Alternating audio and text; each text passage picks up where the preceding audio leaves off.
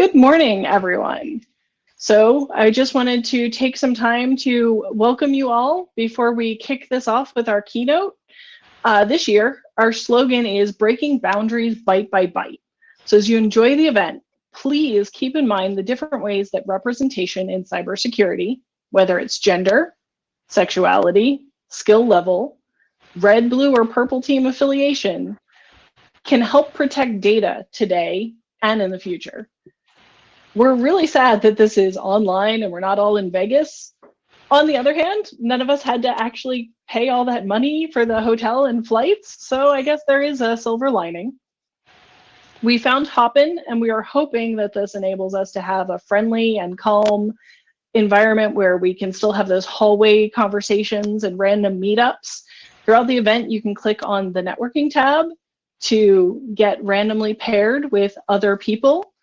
And if there's no one there, it will just sit there. So don't be worried. You can always come back in later. And also, anyone can create a session. So if you decide you want to have a group talking about DFIR, feel free to go in and create a session and have your own little unconference session. We also have an information booth. If you have questions, go ahead, click on sessions and head over into the information booth and they will try to find you the answer.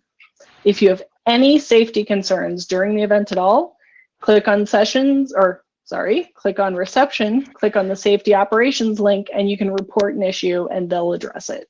We hope that there are none, but it is there if you need it. We also have a career village again this year. We've got mock interviews, resume reviews, and even a raffle for online learning courses, sponsored by eLearn Security. For anyone that's interested, we also have a Capture the Flag competition going throughout the event.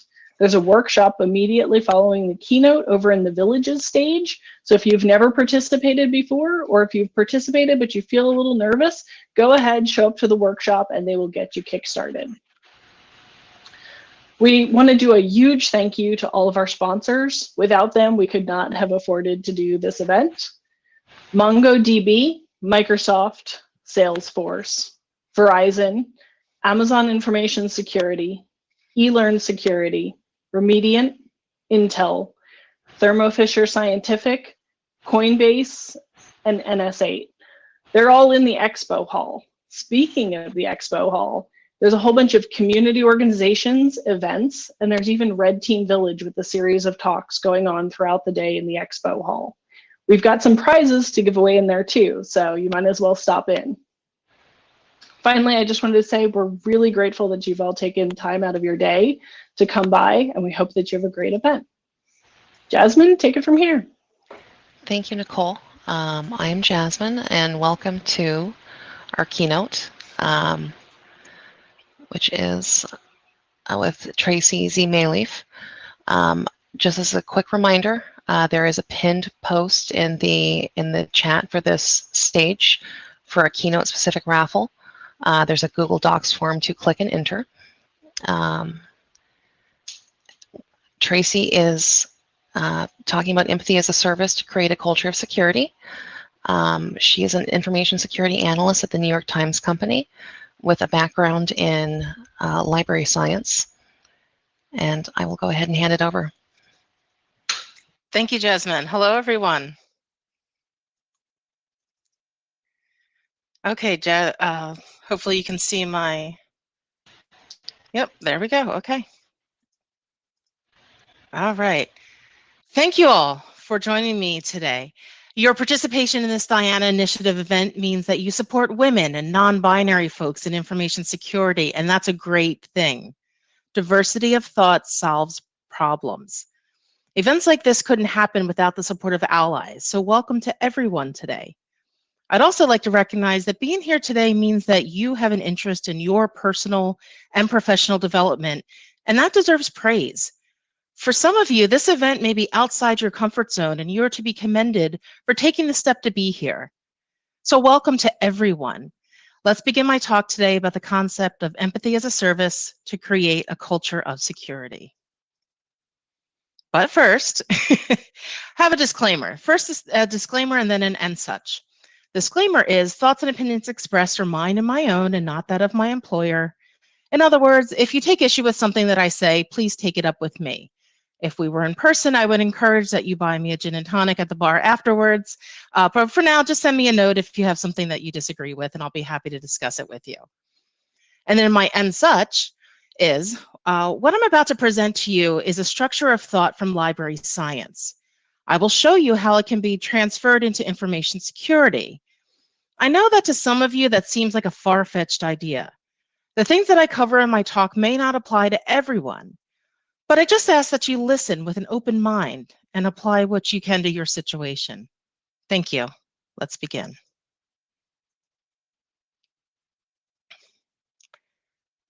There are people who believe that I have no business being in an information security job. Why is that?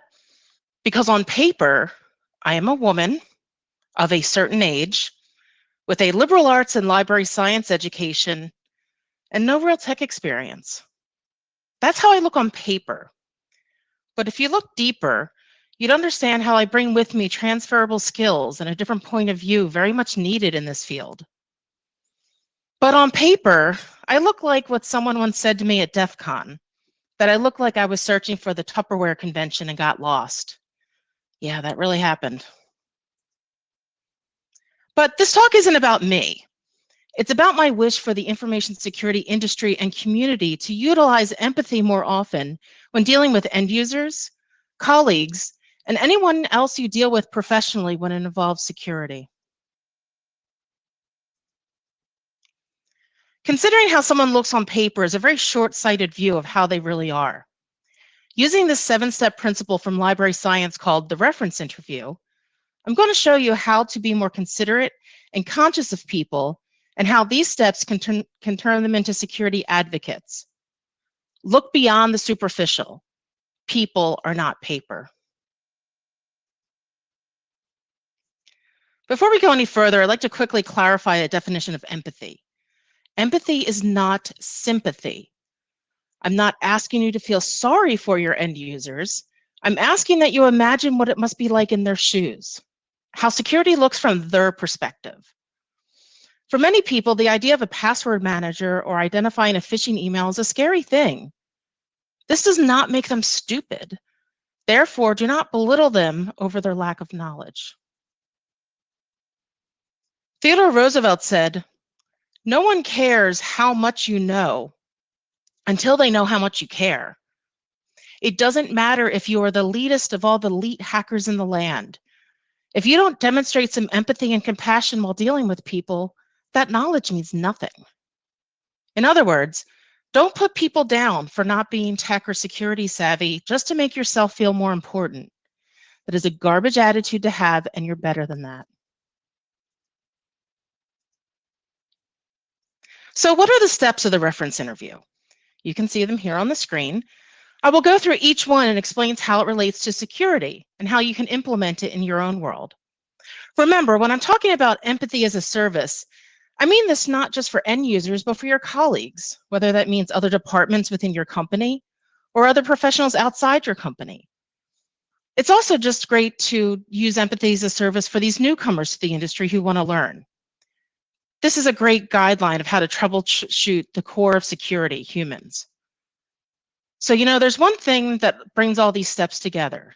There we have approachability, interest, listening, interviewing, searching, answering, follow-up. What's the one thing that brings them all together? No gatekeeping. Empathy as a service is a no gatekeeping zone. That's another garbage attitude that needs to go away. Let's get started on these reference interview steps, starting with approachability. One of the things that made a strong impression on me when I first started in information security was the collective disdain and contempt for end users that I heard from many in the industry and the community. Whether you want to believe it or not, many parts of security are essentially customer service jobs. Now, I don't mean that as a derogatory statement, it's the truth. Security is human-centric. Humans are the asset that we need to protect. So, approachability, one of the factors of it is reputation. How do your end users and fellow professionals view you? Are you the angry security person? Are you the helpful person that people feel comfortable reaching out to? Now, this just isn't limited to individuals. How is your security team regarded within your organization? Do they think you are the scary trolls who boom, none shall pass? If you're unsure how your security team is regarded, you may want to ask around or even have a survey. I know that sounds basic, but if you really cannot gauge how the security team is regarded, you need to find out. If the results are unfavorable, well, then you need to start there. You need to start repairing a bad reputation. One way to repair that reputation and to judge your approachability is your contactability. Do your end users easily know how to contact you? What do your outgoing voicemail and email messages say to them? What's the tone of voice in your speech or in your writing? Does your security area have a phone number, a Slack channel, messaging apps? How can people contact you? When I first started at my SOC job, there was a woman who was surprised to learn that there were actually humans in security. And I was confused and I asked her what she meant. And she said, oh, I thought everything was just automated by computers. I didn't think there was actually humans working there. And I turned to my boss and I said, don't you ever do outreach to the end users? And I just kind of got a shrug. Know that there's people on the other end in security and make sure that they know that your users know how to contact you. You were all humans. Make sure that they know how to be contacted. And another part of being contacted is communication. This may not apply to everyone, but I worked for a multinational global company in the SOC, and we had users who did not speak English as their primary language.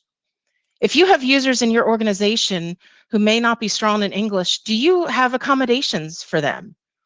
So an example of this is we would receive emails in another language, which I would translate, and I would respond to them using the translator, which my coworkers got mad about because one said to me, now they're going to expect all of us to do that. Well, we should. It's our job to get back to them. Have you noticed that maybe the phishing fails in your company in the South American offices are higher than other regions? Do you have educational materials in Spanish and Portuguese for them? Or are you expecting them to learn about security by reading another language? I have a couple of these story time slides in here, so let me tell you my first story. So that says, in English, that says, don't speak English. It's Italian for don't speak English. So story time. It was late in the day. I was about ready to go home, working in the SOC. An alert went off that there was some malicious documents being downloaded. Did my investigation and realized that it was a laptop in one of the offices in Italy. And given the time difference, I realized it was about midnight or 1 in the morning. So immediately I'm thinking, oh, this is not good. What is going on here? I was able to quickly deduce that it was a security guard. So probably an overnight security guard was bored, probably downloading things. So through the messaging app that we had at the company, I was able to see that he was online. So in English, just not really thinking, I sent a message and I could see the read receipt and then, but nothing, there was silence. And I'm getting more and more concerned about whatever's being downloaded. And I'm, thinking all the worst thoughts. And then it occurred to me, this person might not speak English. So went to an online translator, figured out what I wanted to say, put it in the chat box. The very first sentence I used was, I am using an online translator. Please excuse any grammatical errors. I recommend this whenever you're using an online translator to communicate, because we know that they're not 100% accurate. And rather than someone getting this disjointed message that seems strange, just give them the courtesy of a warning. Hey, I don't speak your language. I'm using this tool to help me. So just keep that in mind. After I posted what I wanted to say in Italian, he wrote back immediately in Italian. Bingo, I hit on it. Then I translated what he said, and then through that exchange of translating, I was able to get him to stop downloading. I was able to initiate a virus scan of his computer and get him to understand the situation. And that's all it was. He just needed to be told to stop, but in a language that he could understand. So I took an extra step to be heard because it was this person that needed to be protected, and I was literally speaking their language. Another way for approachability is feeling seen. Now, this is usually a term used in a negative way. I want you to embrace this as a positive thing. Get out inside your company. What do I mean by this? Network with people internally. I want you to adopt what has been known as an intrapreneurial spirit. That's the essence of an entrepreneur, but with inside your organization. Market your security department, market yourself. Develop what's called an elevator pitch, anything from 1 to 5 sentences about what you do, what the security team does, what the security team can do for your end users and other departments. Maybe even talk to your marketing folks on some strategies of how you can better promote what the security team does. This is where metrics come in. Maybe have some metrics that you can, without having any OPSEC issues, sharing them to tell people what you do. For a lot of people, the security team's a mystery. So help them understand what you do and what you can do for them. At my old company, the marketing team decided to create these coffee mugs that said something along the lines of, by the time you finish drinking this cup of coffee, we will have defended 10,000 cyber incidents or something like that. Now, we had a good laugh about it because we don't know where they got that number from, but I appreciated the sentiment. It was a way to get the information out to the company in a fun way to show what the security team did. The end goal of approachability is that you want people to be thinking of the security team when issues come up. Being approachable will help remind them of that. So if that means joining a book club or a softball team, or just going to events and introducing yourself, just, hi, I'm Tracy from security. That puts a name and a face to security for something that a lot of people thought was just an automated machine, and a blinky block somewhere in a back room. Put a name and a face to security. The next step is interest. Now, this one I have a hard time describing because essentially I boil this down to, this is just doing your job. You need to be interested in what people are bringing to you. Be interested in solving the problem at hand. What I like to stress to people is don't play hot potato, if you're familiar with that. Someone lands you have a problem that lands in your situation and you're real quick to get rid of it. Not my job, not my department, not my issue. Another way to avoid this is stop doing what I call blind transfers or blind handovers. And let me explain. Have you ever called a customer service line and maybe you didn't reach the right department and they need to transfer you someone else? That's really frustrating, right? Well, what do good places do? Good places will call the correct department, get a new agent on the phone, and either have you on the phone while you hear them explain the situation and do the handover, or you'll be muted and then they'll put you over. Don't just throw a problem at someone and don't just get rid of it, because that makes the user feel really bad that you don't care, that you're not interested in solving their security problem. And then they're wondering, why did I even contact security in the first place? You want to make your interaction with an end user a safe place, meaning don't belittle them, don't mock them, don't be condescending, be interested in the situation at hand. This is also just a good thing to practice with your fellow professionals and your fellow departments. If somebody contacts you and it's really a help desk issue, don't just throw your hands up and say, oh, not my problem, it's the help desk. Explain to the user, oh, you've reached security, but I think you really want the help desk. May I send you over there? Let them know what's going on. Keep them informed. Be interested. So here's an example of how you can show interest through written communication.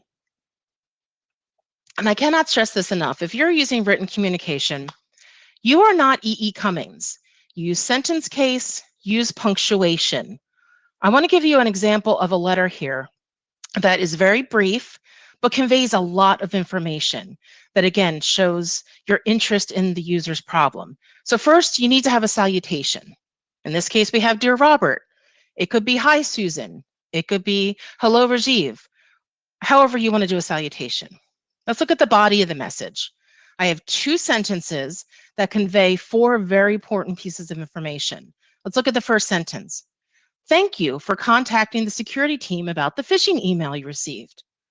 2 pieces of information. You thank them and you reiterate what they contacted you about. Why do you thank the end user? Because they didn't have to contact you. They didn't have to go out of their way to send you a phishing email or another problem that you're dealing with. So you thank them for contacting you.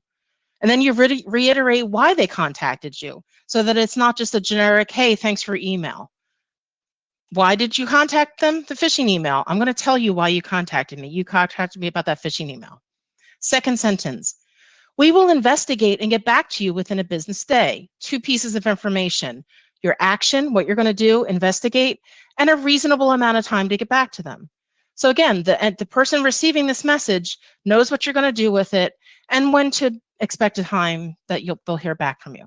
So 2 sentences, 4 very important information that the person knows that you are interested in their problem and they know what's going on.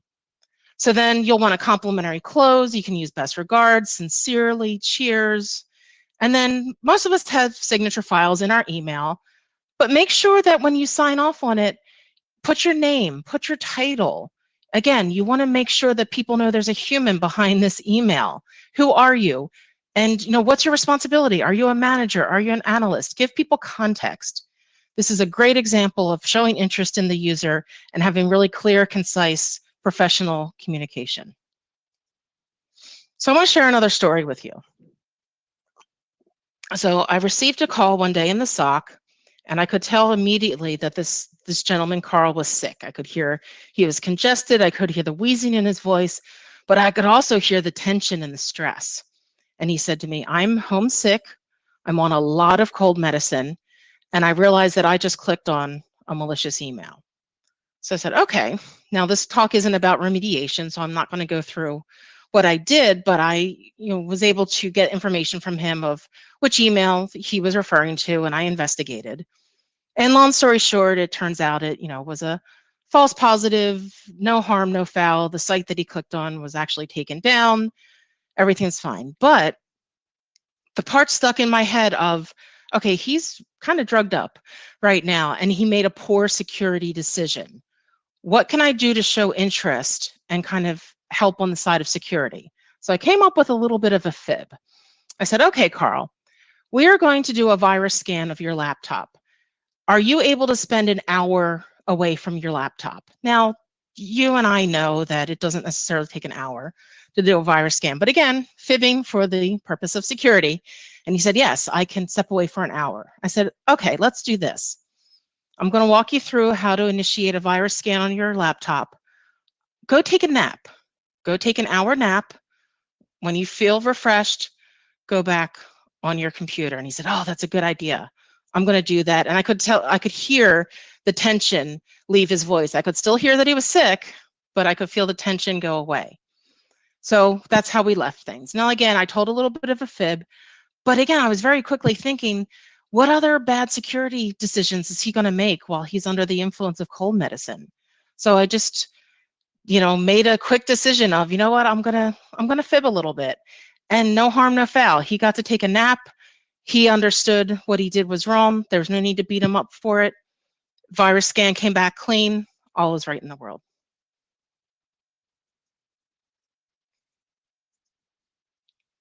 So now let's talk about listening. I know it's very easy to want to jump in and you already have the person's problem figured out, or so you think when they're talking to you. Resist the urge to jump ahead and say, I know what this is.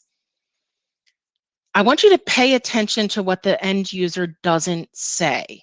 And this is a little bit tricky, but I want you to think about what they're not telling you. And how do you do this? So basically, you know how to do troubleshooting and remediation in your head, right? So think of it as a checklist. And until you get really good at it, you may need to write this down. But say you go through your head of all the ways you would remediate the problem. Is that user saying the information that's ticking the boxes for you to remediate the problem? If they're not, then you go back and you follow up on that. So let me give you an example. Someone will say, I know I'm using a lot of phishing emails as examples, but they're the easiest ones to do. But you're smart enough to correlate this to other issues. So say someone calls you and said, I clicked on an email that when I went to the website, it looked really strange, and I closed it, and then I called you. Okay, great. Thank you for contacting us. In my mind, I think, I want to know what happened between the click and the closing. They didn't say anything. I think most of us would assume that nothing happened, but I go in with a pointed question. Okay, great. So tell me, what action did you take before you closed the browser?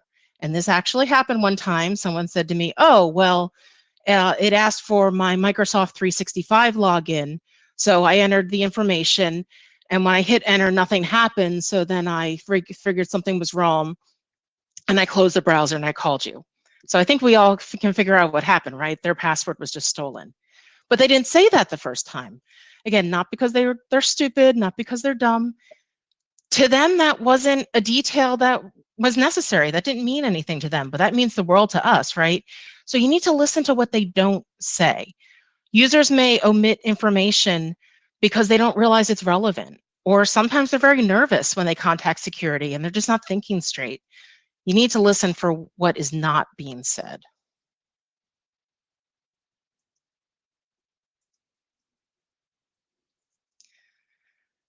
F. Scott Fitzgerald said, "To be kind is more important than to be right." Many times, what people need is not a brilliant mind that speaks, but a special heart that listens. Don't lecture someone about how they fell for an obvious phishing email or overlooked what we would consider to be an easy security fix. Don't say, "I told you so." Just listen. The next step is interviewing. One of the best techniques is to repeat back what the person just said to you, whether that's an email, in person, or over the phone. That shows the listener or the recipient that you're paying attention and that you understand the problem. And remember what I just talked about paying attention to what they don't say? I talked about this a little bit already, but I'm going to emphasize this. You then need to ask questions, but not in an accusatory manner. What did you do? What did you do is very accusatory, right? It sounds like blame. It's very hard to say that without it sounding like blame. So what I recommend is that you try some other phrases. What action did you take? What happened next? What transpired? Remember that meme of Bill Hader eating the popcorn? I want you to be like that. Oh, it's like a mystery. What happened next? What action did you take? Not what did you do?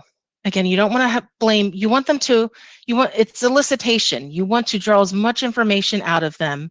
And there's an old expression of, you get more flies with honey than vinegar. You want the honey to flow so that the information will flow so that you can solve these problems. And this is whether it's an end user or maybe the devs and engineering department.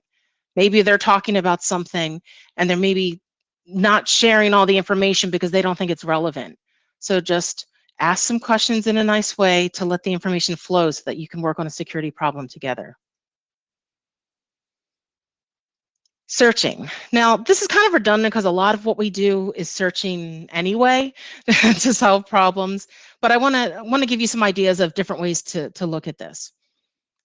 One way to look at it is, did a security precaution fail the end user or the other department? Was it really their fault? Help the user connect the dots. I can't stress this enough. Don't let security get in the way of people doing their jobs. One example of this is, one time I was in a meeting with another department and they came to security and said, we would like to purchase this new software and we'd like security, to give it its blessing. And in hindsight, I think we as security were probably a little too harsh on this other department, really picking apart their software choice and raising issues and things like that. And something that the manager of the other department said really just struck me and really just made me pay attention and correct my ways. He said, why do I feel like my department is being punished for coming to security? Oh, all the things that I hold dear about being a security advocate, that just was a knife through the heart. He was absolutely right. We were making them feel bad. We were giving them an extraordinary tough time when they did the right thing. How many other departments just buy software and don't ever involve security? So how did that procedure fail that department? And that gave us that gave us encouragement of how to change the process so that wouldn't happen again. So you need to search for ways to solve problems when you may not have realized that there was a problem. So let's talk about another story. Let's talk about accounts receivable Rhonda. So one day, I get an email, and Rhonda explains that she's new to, she's not new to the company, but she's new to this position where she now has to pay invoices. And she's been doing it for about, a month or two.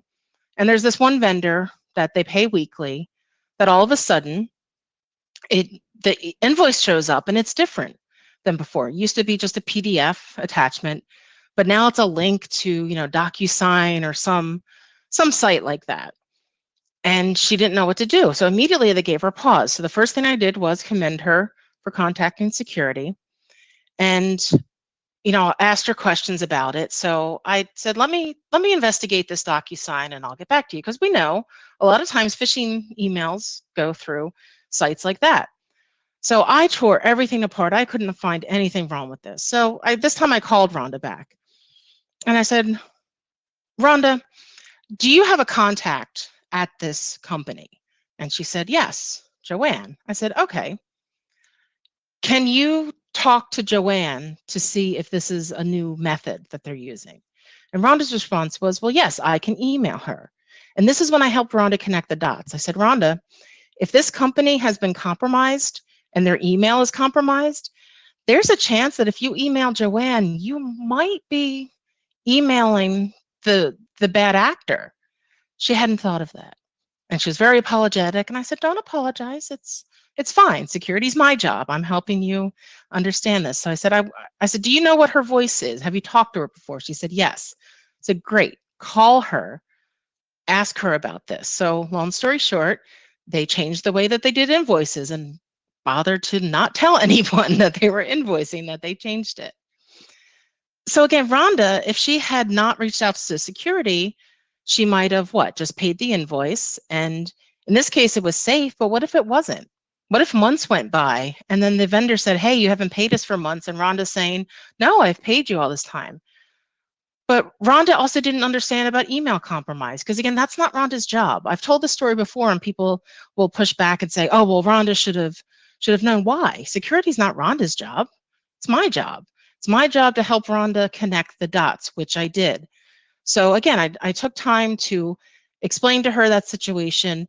And then from that moment on, she knew that whenever something looked different, she would reach out for assistance. And she knew that maybe emailing back wasn't the right way to do that. So you need to kind of search for answers in a different way and help people find those answers. So now let's talk about answering.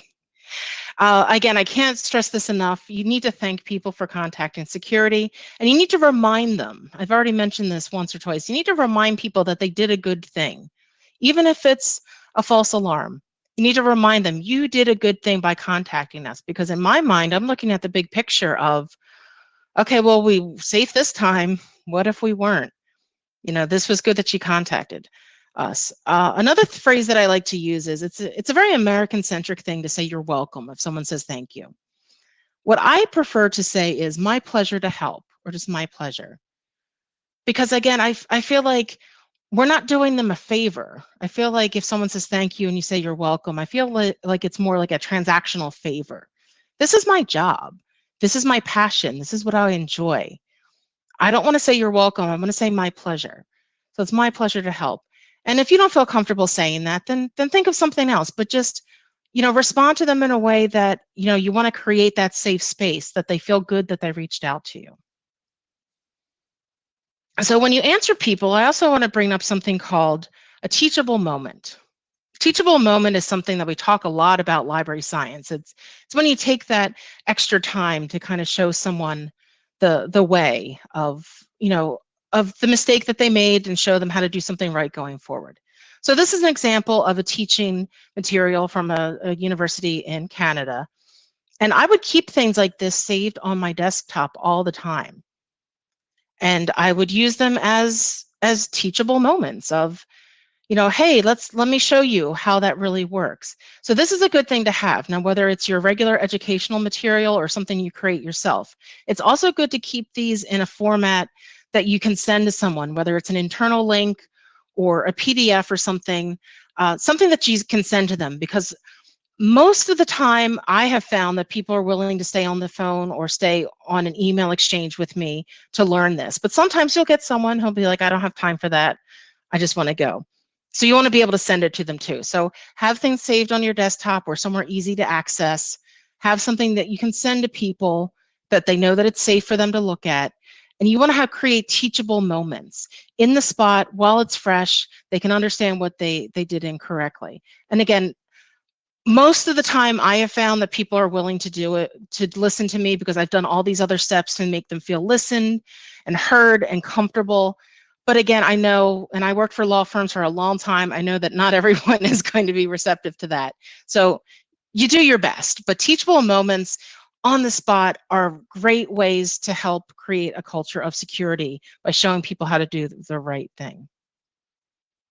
So let's talk about a time that I did a teachable moment. So Mike actually called the SOC and said, I'm having this issue with my mouse that it's jumping all over my screen.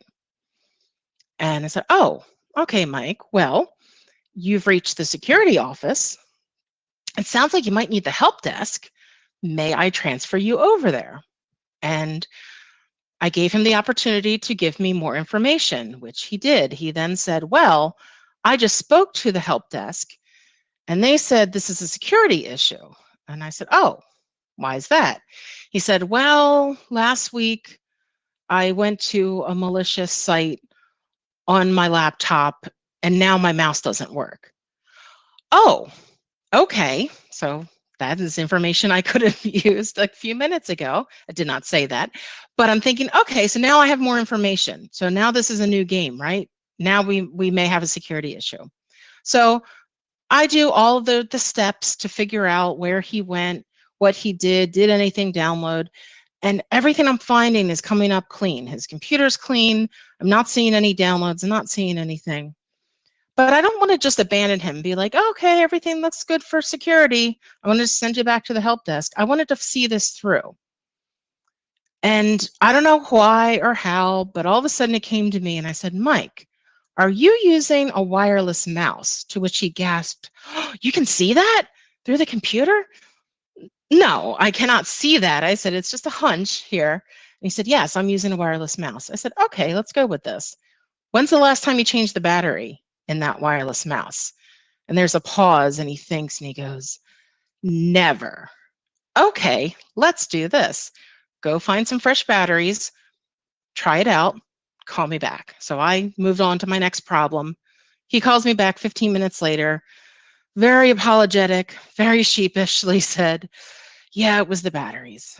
The mouse is fine, you just need new batteries. I said, okay, great, your mouse problem is solved, but I'd like to take a few minutes to go over that email you received, which took you to that malicious website. I want to show you the red flags that you perhaps missed or overlooked.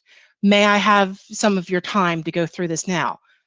Because I took the time to solve his problem and didn't make him feel bad about it, he stayed on the phone with me while I was able to walk through and make it a teachable moment. And he learned going forward. And he said to me, he said, oh, now some of the stuff was new to me. Now I know this going forward. I'd made that a teachable moment. And it's because I was listening. I was using these steps. I was listening to what he said, to what he didn't say, putting things together, and then, showed him the things that he did that he could improve upon. And then I left him with, I'm going to send you this email with this information. And this was all a good thing, because otherwise what? He would have been bouncing around between departments. And the next time that there really was a serious issue, he may not reach out to anyone because he had a bad treatment before. Let's get to step 7, follow-up. So this is the last of the 7 steps, and this is kind of what you want it to be. This is things of, think of initiatives to further create a culture of security with your own organizations. Are you short on time? Do you have playbooks written up for some of the ordinary tasks that you see all the time or the ordinary problems. This not only helps the people working security, but also helps the end user, because security then, if there's a playbook and instructions of how to solve some of your most frequently seen issues, you can get back to the end user quicker to solve their problem, or get back to the other department quicker to solve the issues that they're having. Have guides that you can either give to departments or individuals or even to the security employees of how to handle responses. You know, what language do you have for teachable moments? What materials do you have? You know, come up with other ways to improve your end user interaction and your interdepartment interaction.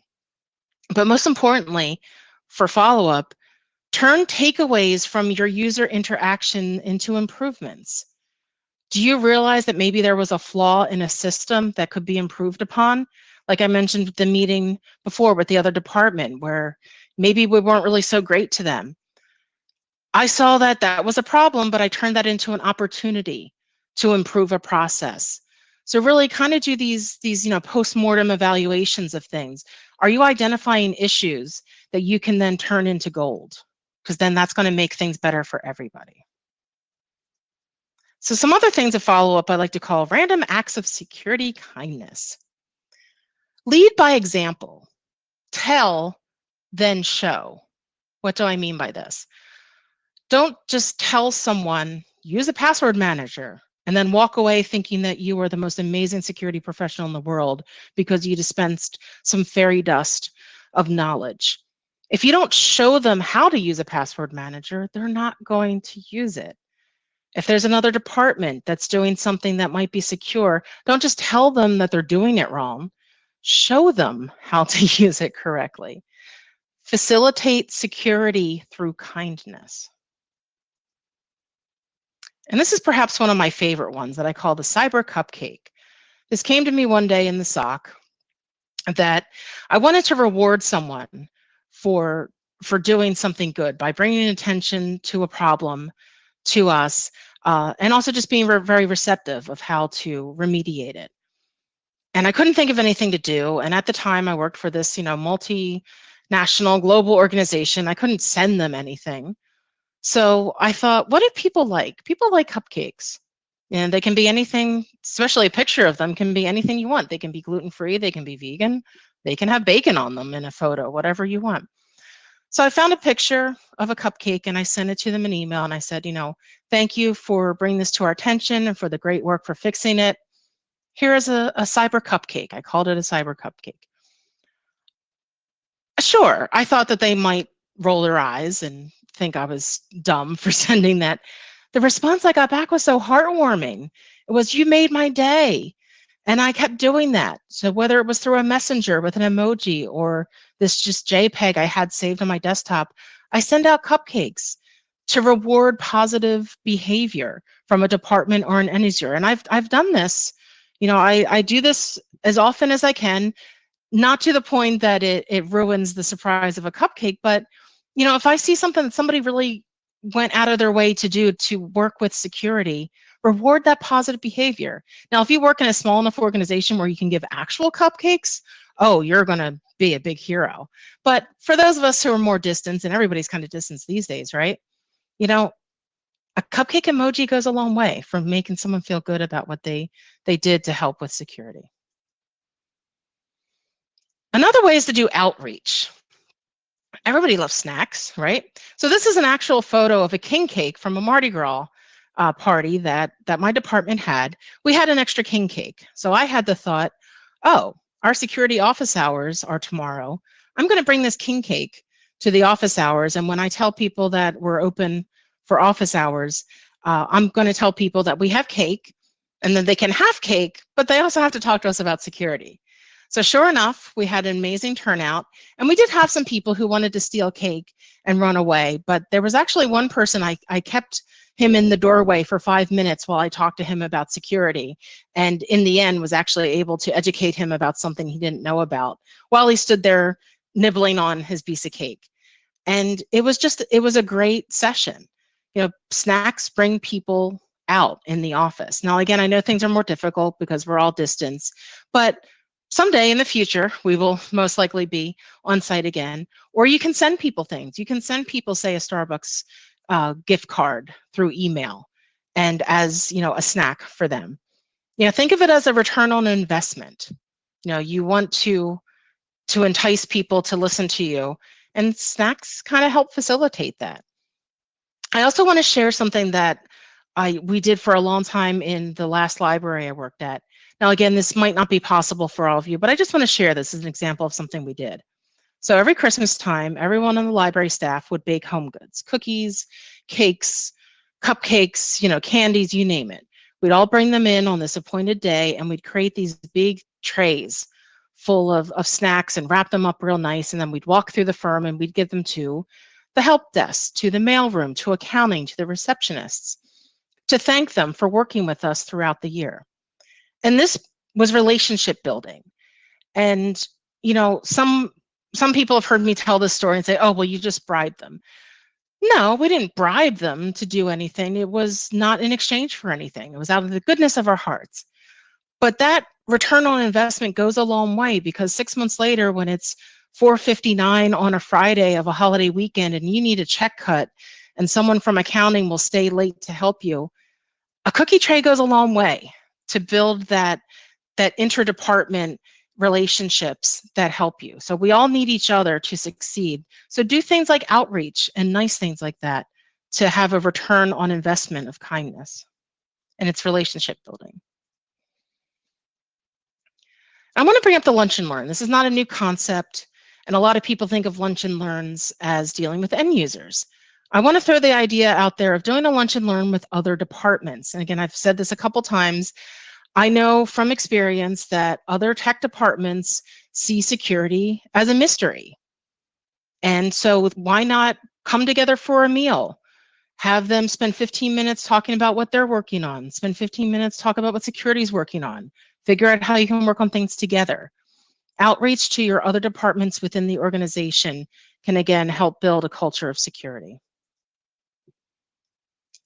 Now, I want to share this with you, but I want to be careful about the wording, because I am in no way trying to say that education is not important. This is an actual article that appeared in the Washington Post on April 4th, 2018. It's all about a study from the Journal of Psychological Science in the Public Interest. And one of the scientists said, the headline is, people can't be educated into vaccinations, but behavioral nudges help. Now, when I read this, in my mind, I thought, oh, if you replace that with information security, that reflects a lot of what we're dealing with. So then it reads, people can't be educated into information security, but behavioral nudges help. Now, again, please read the full article and the study, because I am absolutely not saying that education doesn't help. Education does very much help. The point of me sharing this is that other disciplines deal with very similar problems as we do, and they all have ways different than we've ever seen of dealing with them. So there was a health official who was quoted in this journal article who said, when it comes to vaccines, I think we have this optimistic belief that just by telling people facts, you can change their behavior. Again, replace that with information security. When it comes to information security, I think we have this optimistic belief that just by telling people facts, you can change their behavior. Does that sound familiar? Again, I want you to tell, then show. Just don't spout statistics, 85% of companies who, were compromised did it through email. Okay, that's a nice statistic, but that doesn't really help the end user. It doesn't help another department.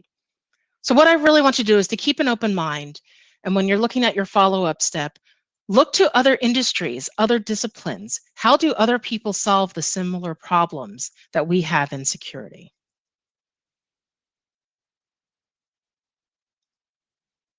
Oh, my computer just slowed down for a second here, sorry.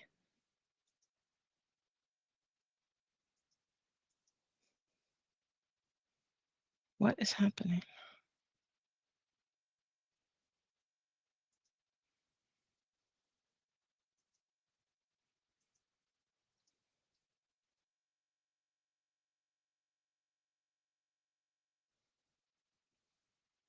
Sorry, my computer is... Okay. Oh, man.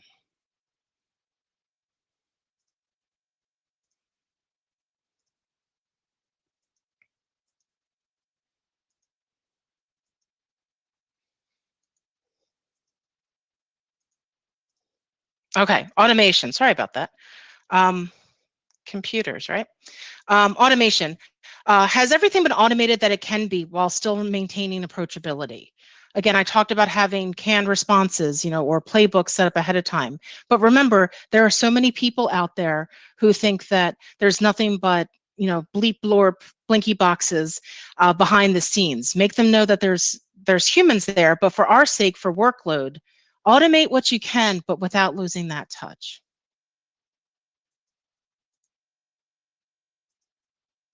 So to wrap up here, we have our 7 steps of approachability: interest, listening, interviewing, searching, answering, and follow-up. These are all 7 solid steps that we can apply to security, and you can get a lot done.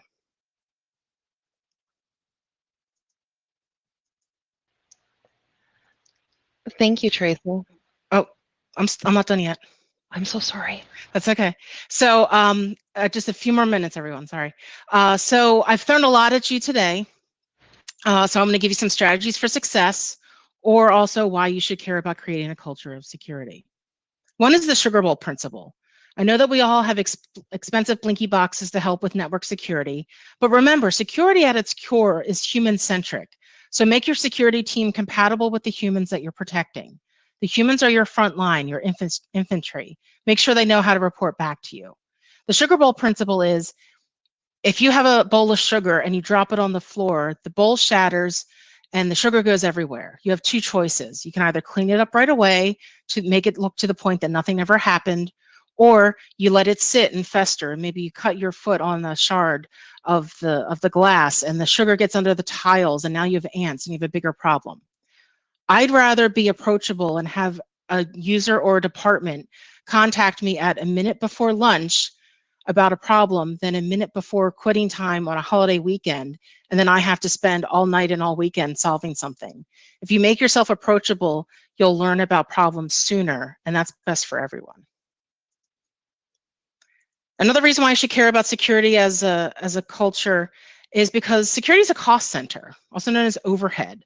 Cost center versus profit center. Why not make security the model for all the other departments? When I was a librarian at my last firm, the library consistently scored the highest of all the firm's departments when it came to internal customer satisfaction and performance, and was held up as an example within the firm. Now, I'm not saying that I specifically was the reason for that. I'm just saying that I know what it's like to work on a high-performing team and what success looks like.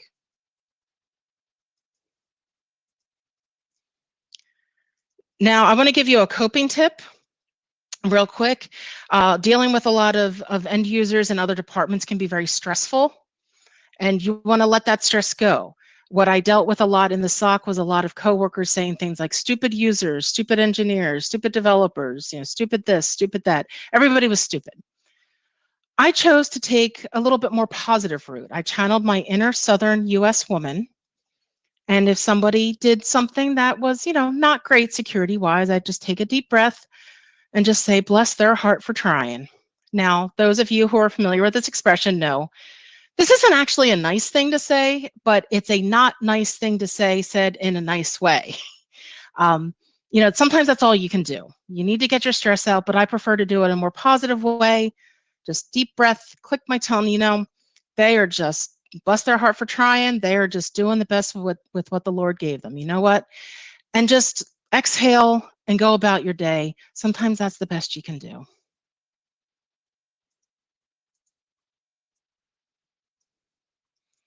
And then just want to kind of leave you with some thoughts here. A lot of this human interaction may be out of the comfort zone for a lot of people here. But you know what the great thing is? It's just a skill like anything else. You didn't come out of the womb knowing how to code. You had to learn how to code and you had to perfect it and you had to hone it. These people skills are just that. They're just skills that you learn and you hone. It might come easier to some people than others. But the late tennis great Arthur Ashe famously said, start where you are, use what you have, do what you can. And our parting thought for today, it's from the late Lebanese author Khalil Gibran. Tenderness and kindness are not signs of weakness and despair, but manifestations of strength and resolution. Now go out there, be strong, use empathy as a service to create a culture of security. I believe in you. Thank you.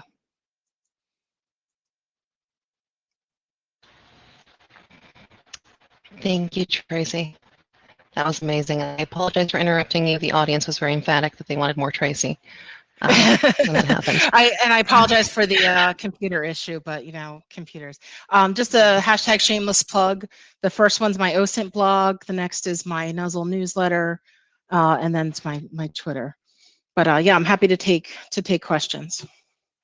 So I actually have a great question from Emily Cole. Okay.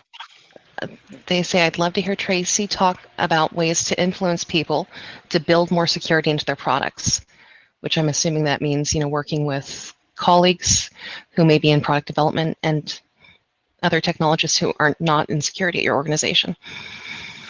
Sure. Do you have another hour to spare about that? As quickly as I can, Emily. It's again using these techniques of meeting with them, try to understand what their challenges are. Why do they think security is a blocker for them? I would start with a reference interview. Show them how something is insecure, and ask them, like this could be more secure this way. Have you thought of that?